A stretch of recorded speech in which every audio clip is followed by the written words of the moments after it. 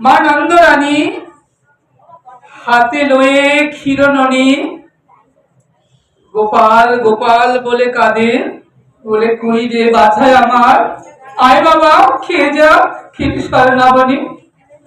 হায় বড় ভুকা লেগেছে, বড় ক্ষুধা পেয়েছে তোর, আয় বাবা।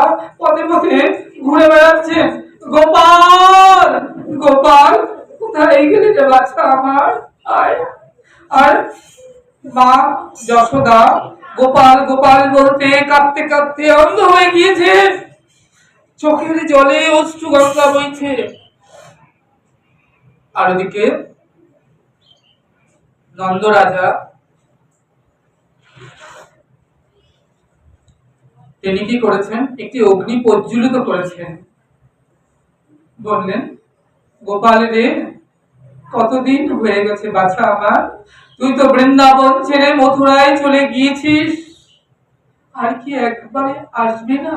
এই অভাগা পিতা মাতাকে দেখতে একবার কি আসতে নেই বাবা? একবার আয়, এসে দেখে যা তোর বিহনে পিতা মাতার কি অবস্থা হয়েছে। একটা অগ্নি প্রজ্বলিত করেছে। বলেন, আর যদি এই জীবনে আমার গোপালের দেখা না পাই, তাহলে আমি কি করব? এই প্রাণ অগ্নিতে বিসর্জন দেব। আমার এই প্রাণে রেখে কি লাভ যদি গোপালকে আর না পেলাম এই জীবনে? তাই আজকে অগ্নি প্রজ্বলিত করেছেন, অগ্নিতে নিজেকে বিসর্জন দেবেন। মনে মনে ভাবছেন, আমি অগ্নিতে নিজেকে আত্মাহুতি দিতে যাব। হঠাৎ করে পেছন থেকে যদি ডেকে বলে আমার গোপাল, পিতা পিতা বলে, আর একটু কিছুক্ষণ দেখি যদি এসে যায় আমার গোপাল, আমার বাছা যদি আসে, আর কিছুক্ষণ দেখি অগ্নি প্রজ্বলিত করে সেখানে নন্দরাজ অপেক্ষা করছেন গোপাল ডাক শুনবার জন্য। আর বৃন্দাবনের ব্রজ গোপীগণ যবে থেকে কৃষ্ণ বৃন্দাবন ছেড়ে চলে গিয়েছেন মথুরায়, তবে থেকে বৃন্দাবনে কারুর ঘরে রান্না বান্না নেই, খাবার দাবার নেই, এটো বাসন কোসন সেখানে যেমন ছিল তেমন পড়ে রয়েছে। সেই সমস্ত বৃন্দাবনের প্রাণপ্রিয় ব্রজ দেবীগণ তারা ধুলায় লুটিয়ে পড়ে রয়েছেন শত ছিন্ন বসনে, আর এই মথুরার দিকে তাকিয়ে রয়েছেন। তাদের অবস্থাটা কেমন জানো? গ্রীষ্মকালে যখন শুকিয়ে যায় ব্রজ সরসীর জল, কোন সরোবরের জল যখন বৃন্দাবনের কোন সরোবরের জল যখন শুকিয়ে যায় গ্রীষ্মের প্রচন্ড দাহে, তখন সরোবরের মধ্যে কারা থাকে গো? কুর্ম। সেই কুর্মগুলো জল তো শুকিয়ে যায়, কাদার মধ্যে মাথা গুঁজে কোন রকমে না মরে তারা বেঁচে থাকে। তাই আজ কৃষ্ণ বিরহের তাপে শুকিয়ে গিয়েছে বৃন্দাবনের ব্রজ সরসীর জল, আর সেই বৃন্দাবনের মধ্যে আছে যত ব্রজ দেবীগণ, কৃষ্ণ বিরহে তারা না মরে বেঁচে আছে। তারা অহর্নিশি কাঁদছে, ওগো প্রাণনাথ, ওগো প্রাণপৃষ্ঠ, ওগো ব্রজ বিহারী, ওগো ব্রজনাথ, একবার এসে দেখে যাও তোমার বিহারী আজ আমাদের কি দশা। বৃন্দাবনে শুকিয়ে গিয়েছে সমস্ত সরসীর জল, আর জলের মধ্যে কেলি করত রাজহংস রাজহংসী, তারা এখন রাজহংস রাজহংসী কেলি করে না। বৃন্দাবনের ডালে বসে কোকিল কোকিলা কুহু ডাকে না। বৃন্দাবনের যুথি মালতী ফুলমল্লিকা পুষ্পটা পুষ্প হয় না। আজকে বৃন্দাবনে কৃষ্ণ বিহানের এক নিদারুণ দৃশ্য, প্রেমময় রাধা রানী তিনি ধুলায় লুটিয়ে পড়ে আছে। হা নাথ, হা ব্রজনাথ, হা ব্রজ বিহারী, হা প্রাণনাথ বলে তিনি মৃত প্রায়, কিন্তু তিনি মরতে পারছেন না। কেন না, কৃষ্ণ যখন বৃন্দাবন থেকে মথুরায় চলে যায়, যাওয়ার সময় বলে গিয়েছিল, রাধে আমি আজ যাই, কাল আসবো ফিরে। কিন্তু গোবিন্দ তো এখনো ফিরে এলো না। ওরে ললিতা, ওরে বিশাখা, বধূ যে যাওয়ার সময় বলে গিয়েছিল আমি আজ যাই, কাল আসবো ফিরে, বধূ তো এলো না। তাহলে বধূ কি মিথ্যে কথা বলেছিল? বলে নাই সই না, বধূ মিথ্যে কথা বলে নাই। তাহলে এত বৎসর হয়ে গেল, দীর্ঘ বৎসর, বধূ তো এলো না। বললেন কি হয়েছে জানিস সই? বৃন্দাবন চন্দ্র, তিনি বৃন্দাবনকে আধার করে মথুরার গগন পথে উদিত হয়েছেন। ও মথুরাবাসীর কি ভাগ্য, দেখো তাদের হৃদয়ে আকাশে কৃষ্ণচন্দ্রের উদয় হয়েছে, তারা কৃষ্ণচন্দ্রকে নিয়ে ভজন আনন্দে মেতে রয়েছে। ওমা যার হৃদয় আকাশে কৃষ্ণচন্দ্রের উদয় হয়, যিনি কৃষ্ণচন্দ্রকে নিয়ে ভজন আনন্দে থাকেন, তার হৃদয় আকাশে কৃষ্ণচন্দ্রের উদয় হয় বটে, তবু অস্তগামী তো যায় না। তাই কৃষ্ণ সূর্য যতক্ষণ না অস্ত যাচ্ছে ততক্ষণ নিশি ভোর হয় না, আর নিশি ভোর না হলে সকাল হয় না। তাই তো গোবিন্দ আমার ফিরেও আসতে পারছেন না। তাই রাধারানী বিলাপ করছেন। রাধারানী রাজ অষ্টসাত্ত্বিক ভাবের বিকার হয়েছেন, তিনি বিলাপ করতে করতে বলছেন, জানিস সই, দেখ দেখ আমার হাতে একটা রেখা উঠেছে, মনে হয় আর বেশিক্ষণ আমি কৃষ্ণ বিরহে বাজবো না রে। এই যে আমি অহর্নিশি হা কৃষ্ণ হা কৃষ্ণ, হা প্রাণবধূ, হা প্রাণপৃষ্ঠ, হা প্রাণনাথ বলে কাঁদছি, আমার দু চোখ থেকে জল ঝরছে অহর্নিশি দিবানিশি। তাই তোরা কি করবি জানিস, দুটো স্বর্ণ জারে এই নয়ন বাড়ি রাখিস গো ধরিয়া। আমার বধূ যখন আসবে, কোনদিন যদি বৃন্দাবনে ফিরে আসে, সে তো এখন রাজা, দ্বারকাধীশ, দ্বারকার রাজা। কোনদিন যদি সে বৃন্দাবনে আসে, বৃন্দাবন পল্লী গ্রাম, ধুলোবালি কঙ্কটময়, তাই তার চরণে লেগে থাকবে না জানি কত ধুলা। এসে হয়তো বলবে, ওরে ললিতা, ওরে বিশাখা, আমাকে চরণ ধৌত করবার জল এনে দে। তোরা তখন কি করবি জানিস, তোরা তখন যমুনার জল নয়, কোন সরোবরের জল নয়, তোরা কি করবি জানিস, এই যে আমার নয়ন বাড়ি রেখেছি ধরিয়া, এই স্বর্ণ জারে, তোরা সেই জল দিয়ে আমার প্রাণ বধূর চরণ দিবি গো ধোয়াইয়া। বিদায়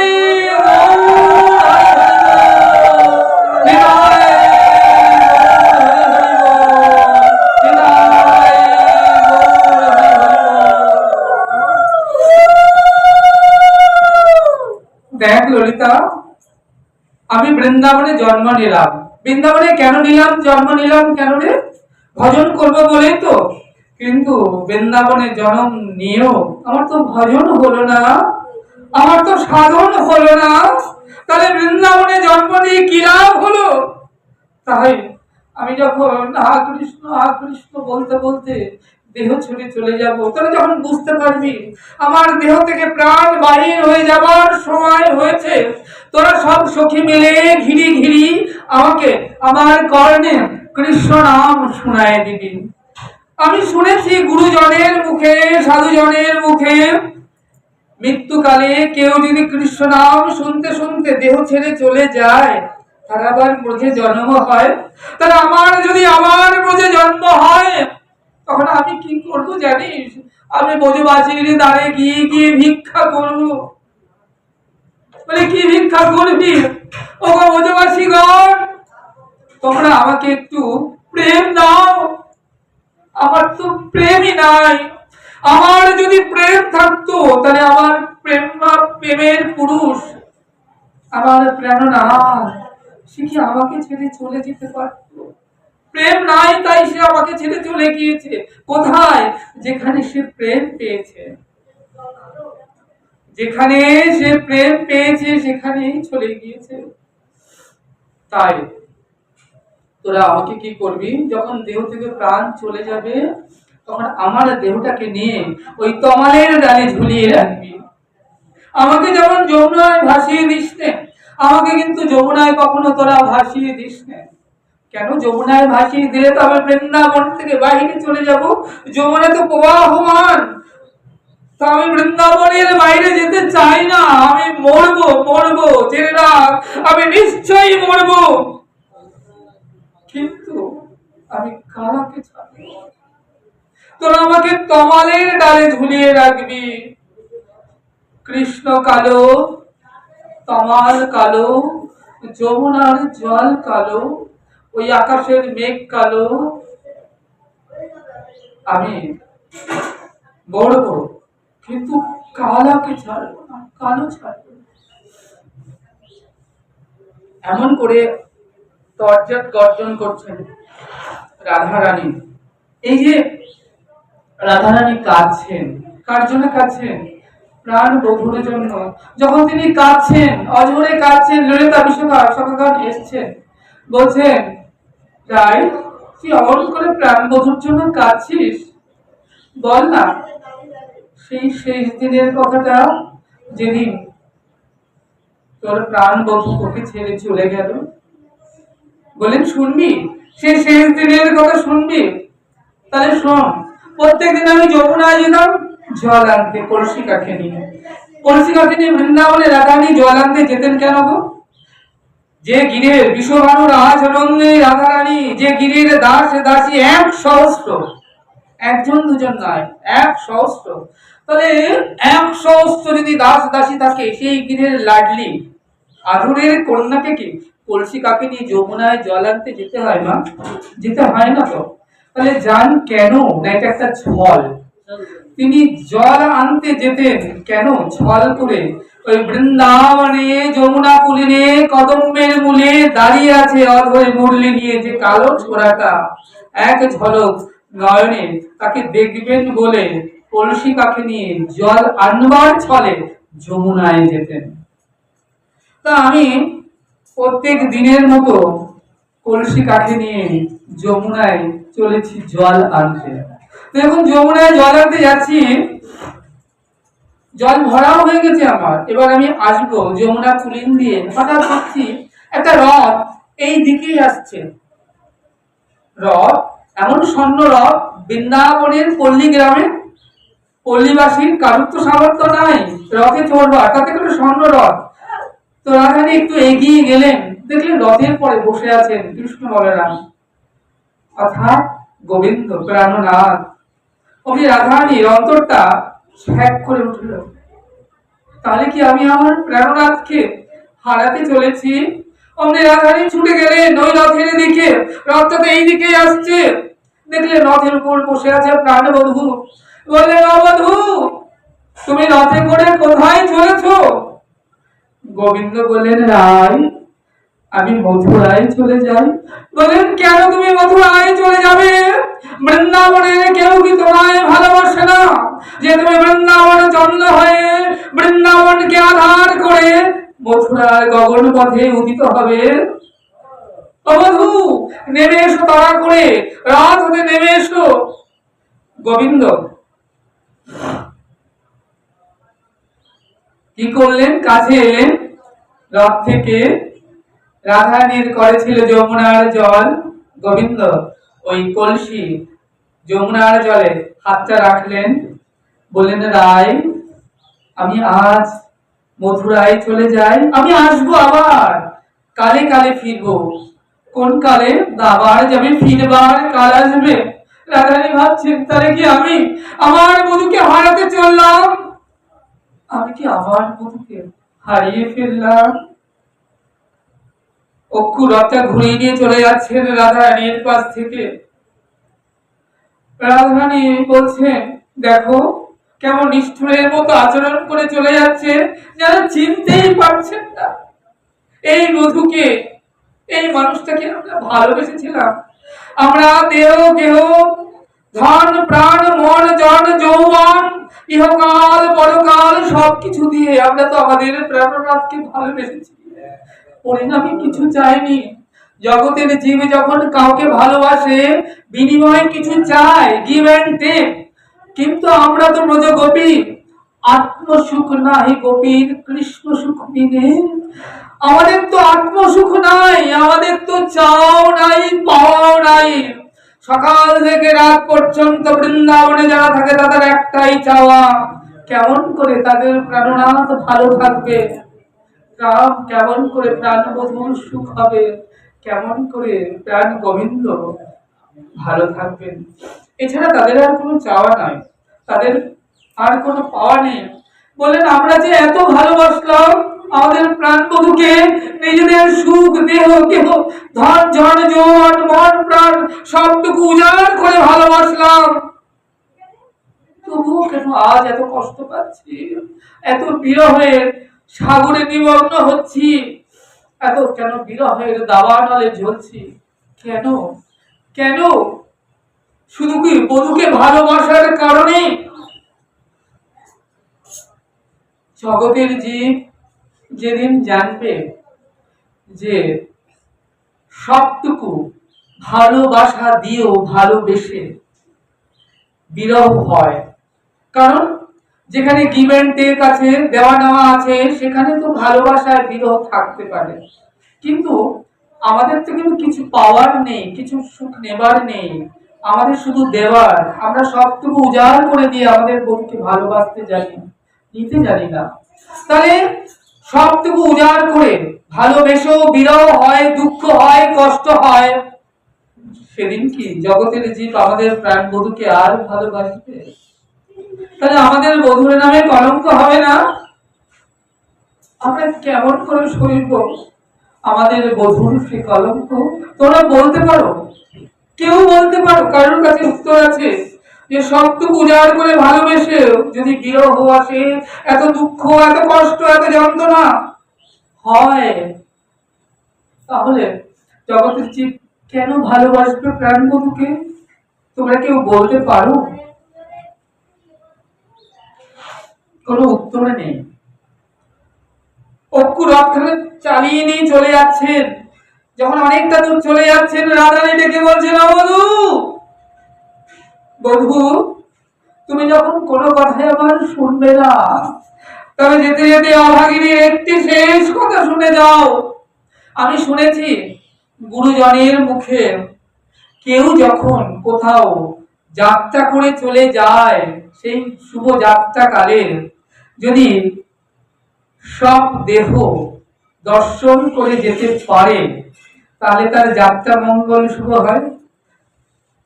তবে তাই যদি হয়, আমি আমার দেহখানা পেতে দিলাম তোমার এই রথের চাকার তলে, চালিয়ে নিয়ে যাও দেহের উপর থেকে রথখানা।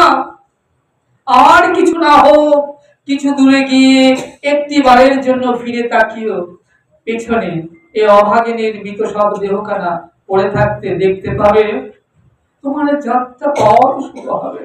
আর আমি কি করবো জানো?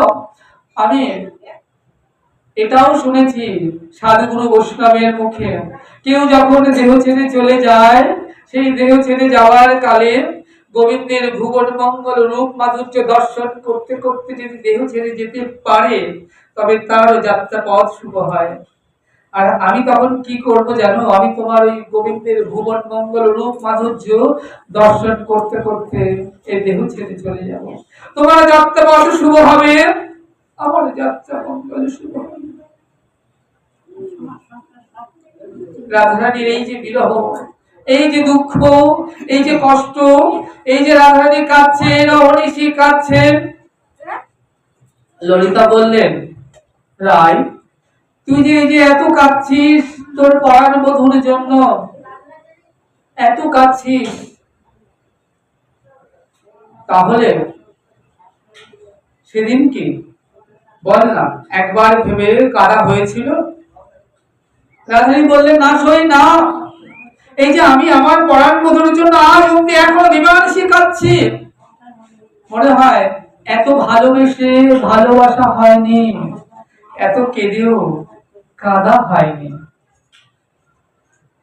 যদি কাদাই হতো, তাহলে চোখের জলে বৃন্দাবনের শুকনো ধুলো বালি কাদা হয়ে যেত, আর অক্ষুরের রথের চাকা কাদায় আটকে যেত।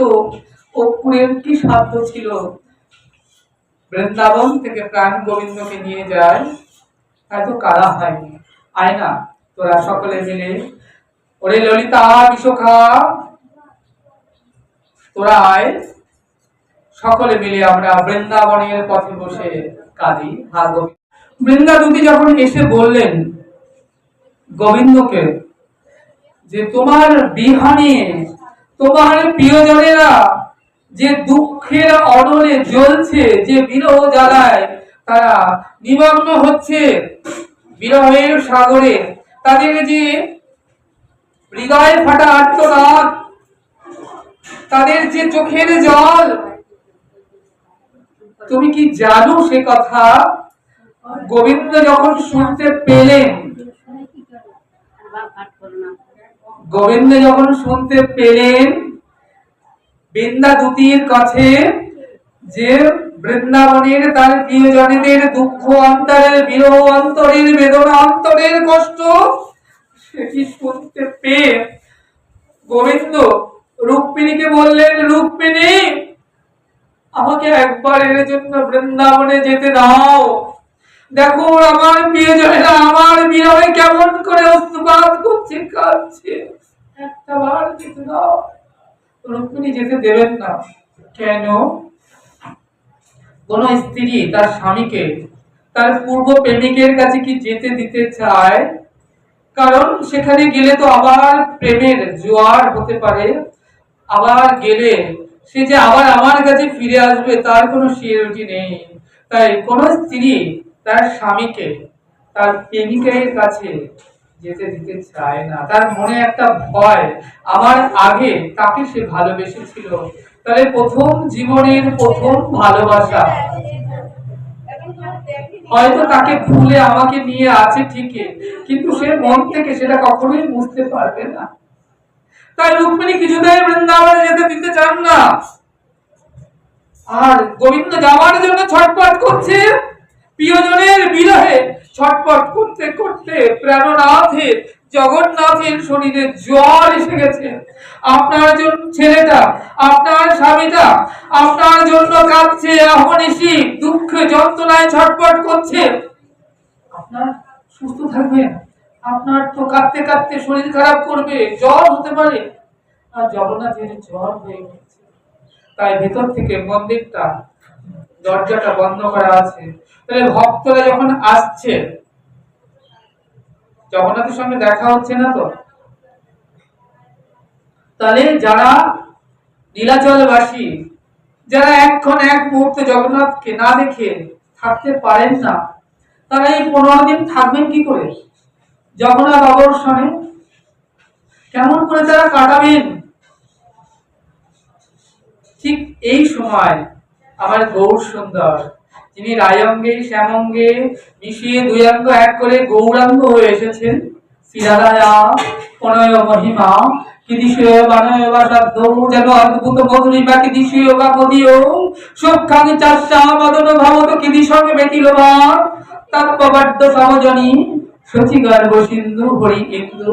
সচিগর্ভ মন্থন করে আমার গৌর হরি এসেছে, অন্তরে কৃষ্ণ বাইরে রায়, রায়ের অঙ্গটাকে নিয়ে সেই সোনার কান্তি বরণকে নিয়ে এসেছেন আমার গৌর সুন্দর। গৌর সুন্দর আসলে কে? রাধা রানী। তিনি রাধার ভাবকান্তি গ্রহণ করেছেন। তাহলে রাধার ভাবকান্তি গ্রহণ করে তিনি এসেছেন।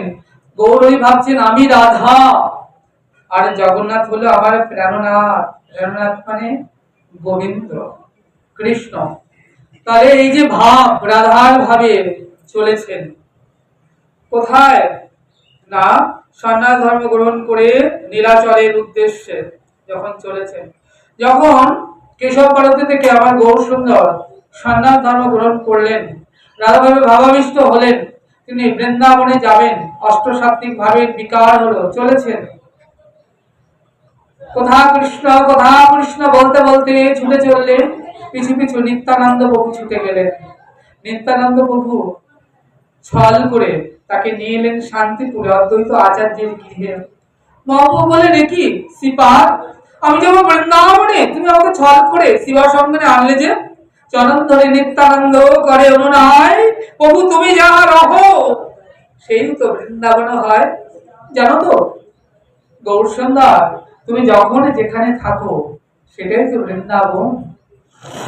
তাহলে বৃন্দাবন কোথায়? যেখানে হয় নামের গুনগুন, সেই তো মধুর বৃন্দাবন। তাহলে আজ এখানে ওই ভূমিটাও বৃন্দাবন হয়ে গিয়েছে। কেন? এখানে নামের তারই কথা। তাহলে জীব যেমন কর্ম না করে এক মুহূর্ত থাকতে পারে না, গোবিন্দ তেমনি কথা ছাড়া এক মুহূর্ত থাকতে পারে না। যেখানে কথা সেখানে তিনি চলে আসেন ছুটে। তাহলে আজ এখানে তার কথা হচ্ছে, অর্থাৎ গোবিন্দ আজ এখানে অধিষ্ঠিত আছেন, তিনি চলে এসেছেন। এটাই আজ বৃন্দাবনে পরিণত হয়েছে। তাই আজকে কি হলো? সেই গৌর হরি ছুটতে ছুটতে তিনি চলে এলেন কোথায়? পুরীধামে। পুরীধামে যখন এলেন তখন এসে দেখলেন মন্দিরের দরজাটা বন্ধ। তাহলে গৌর হরি বললেন যে আমি শ্রীক্ষেত্রে এলাম আর জগন্নাথের সঙ্গে দেখা হবে না, সেই আজানুলম্বিত ভুজৌ কনক পদাবত। তিনি বলছেন সেই জগন্নাথ স্বামী নয়ন পথগামী ভাবো তুমি, সেই আমার প্রাণনাথের সঙ্গে দেখা হবে না, তাহলে এই দেহ রেখে লাভ কি? অমনি গৌর হরি গেলেন সাগরে প্রাণ বিসর্জন করতে। অমনি দৈববাণী হলো যে না, তোমাকে প্রাণ বিসর্জন করতে হবে না, তুমি চলে যাও।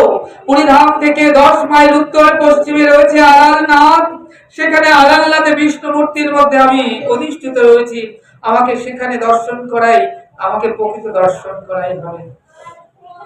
একথা শ্রবণ করে গৌর সুন্দর ছুটতে ছুটতে পুরীধাম থেকে চলে গেলেন 10 মাইল উত্তর পশ্চিমে আলালনাথে। বা তোমরা যারা গিয়েছো আলালনাথে, গিয়েছো কেউ? কে গিয়েছো হাত তোলো তো। কেউ যাওনি? পুরীধামে এতবার যাও অথচ আলালনাথে যাও না। পুরীধামে এবার গেলে আলালনাথে যাবে। এবার আলালনাথে কি হচ্ছে, সেখানে বিষ্ণু মূর্তি। সেখানটা একটা ঘটনা রয়েছে যে যখন আলালনাথে মহাপ্রভু ছুটতে ছুটতে গেলেন, এমন সময় নিত্যানন্দ প্রভু অন্তরে জানলেন, তাহলে নিতাইয়ের অঙ্গে গোড়ার শয়ন।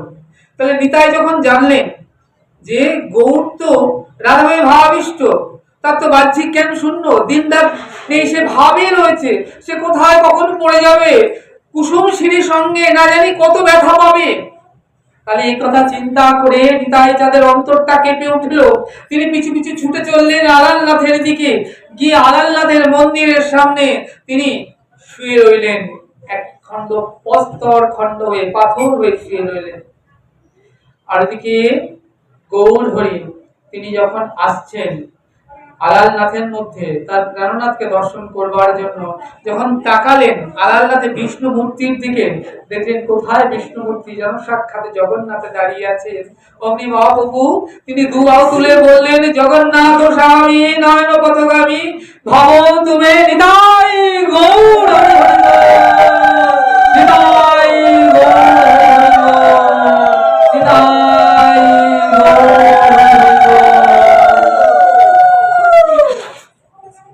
হরিবাসনে মা মাঝে মাঝে জয়ের ধ্বনি দেবেন, তাহলে এই ধ্বনি গিয়ে পৌঁছাবে সেই ধ্বনির কাছে। সেজন্য জয়ের ধ্বনি দিতে হয় হরিবাসনে। তা আজকে কি হচ্ছে, যখন আলালনাথে এলেন গৌর সুন্দর, এসে দেখলেন সেখানে নিত্যানন্দ শুয়ে আছে প্রস্তর খণ্ড হয়ে। গৌরী তো নিত্যানন্দকে দেখতে পাচ্ছেন না, গৌরী রাধাময় ভাবাবিষ্ট জগন্নাথকে দেখে ষষ্ঠাঙ্গে প্রণাম করলেন, পড়ে গেলেন সেই সামনে পাথরের উপর। আর গৌরের অঙ্গে রাধা ভাবের এত তাপ, শিলাখণ্ড বিগলিত হয়ে গেল, গলে গেল। আমার শরীরে যখন আমাদের জ্বর হয়, টেম্পারেচার কত হলে আমরা বুঝি জ্বর হয় গো?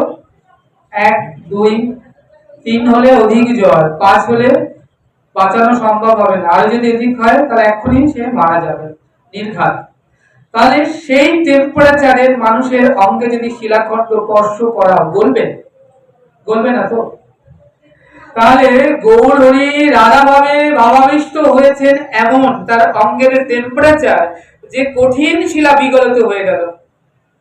ভাগবত কিন্তু শুধু শ্রবণ করলে হবে না, অনুভব করতে হবে হৃদয় দিয়ে। কি শ্রবণ করছো, কি ধন, কি অমূল্য রত্ন তুমি পাচ্ছ ভাগবতের আসরে, সেটা আসলে গিরু দিয়ে রাখো যে আমি আজ ভাগবত আসরে অমূল্য এই যে মণিমুক্ত গুলো সব আমি পেয়েছি। এইগুলোই ভক্তির প্রাণধন, প্রাণের আস্বাদনের বিষয়। যারা প্রাণ প্রিয় ভক্ত তারা এগুলোকে গিরো দিয়ে রাখে, এগুলোকে আস্বাদন করে। আজকে ভাগবতে আমি কি শুনলাম, কি পেলাম। তাহলে এদিকে কি হয়েছে না, সেই গৌরের অঙ্গে শিলা বিগলিত হয়ে গেল, এখনো আছে সেই শিলাখণ্ড, গৌরের সেই ছাপ পড়ে গিয়েছে। 7.5 ফুট গৌরের হাইট, আজানুলম্বিত ভুজ কনক বদৌত সংকীর্তনৈক পিতর কমলায়তাক্ষ বিশ্বম্ভর দ্বিজবর যুগ ধর্ম পাল বন্দে জগতে প্রিয় কর করুণায় অবতার। সেই করুণা ঘন গৌর সুন্দর সেই শিলাখণ্ডের মধ্যে যখন পড়লেন, শিলাখণ্ড বিগলিত হলেন। আজও আছে, তোমরা অবশ্যই গিয়ে দর্শন করবে সেই শিলাকুণ্ড। আমি কয়েকবার গিয়েছি, দেখবার সৌভাগ্য লাভ হয়েছে তোমাদের আশীর্বাদে। এই যে আলালনাথ, এটা আসলে কি? এটা আসলে বিষ্ণু মূর্তি।